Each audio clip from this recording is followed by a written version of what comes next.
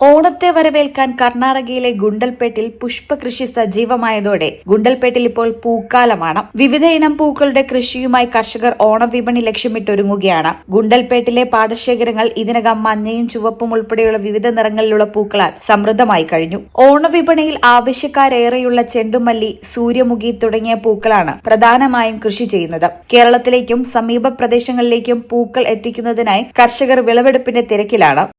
ഓണത്തിന് വേണ്ടിയിട്ടാണ് നമ്മൾ ഈ പൂപ്പാടങ്ങളൊക്കെ ഉണ്ടാക്കുന്ന ഈ തോട്ടങ്ങളൊക്കെ കൊണ്ടുപോകുന്നത്. ഓണത്തിന് മാത്രം ഇവിടെ എത്രയോ ജനങ്ങൾ ഫോട്ടോ എടുക്കാൻ വരുന്നുണ്ട്.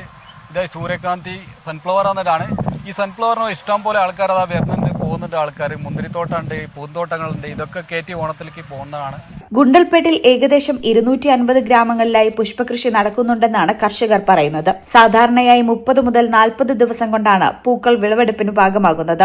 ഓണക്കാലത്ത് പൂക്കൾക്ക് മികച്ച വില ലഭിക്കുമെന്ന പ്രതീക്ഷയിലാണ് കർഷകർ. കേരളത്തിലെ ഓണാഘോഷങ്ങൾക്ക് ആവശ്യമായ പൂക്കളുടെ വലിയൊരു ഭാഗം ഗുണ്ടൽപേട്ടിൽ നിന്നാണ് എത്തുന്നത്. അതിനാൽ ഓണക്കാലം ഗുണ്ടൽപേട്ടിലെ പുഷ്പ കർഷകർക്ക് ഏറെ പ്രതീക്ഷയുള്ള വിപണിക്കാലമാണ്. ഈ ചാനൽ ഗുണ്ടൽപേട്ട്.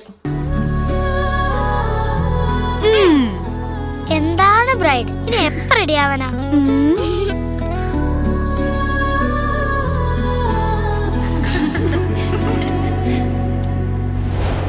മരുപൂ പോലെ നിറമേകും MX, വെണ്ണിലാവായി എന്നുള്ളാകെ MX.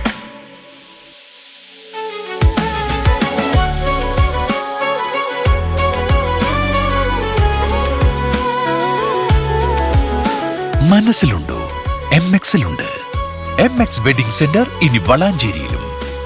MX wedding centre Valanchery, Pattambi, Koottanad, Koppam, Kecheri.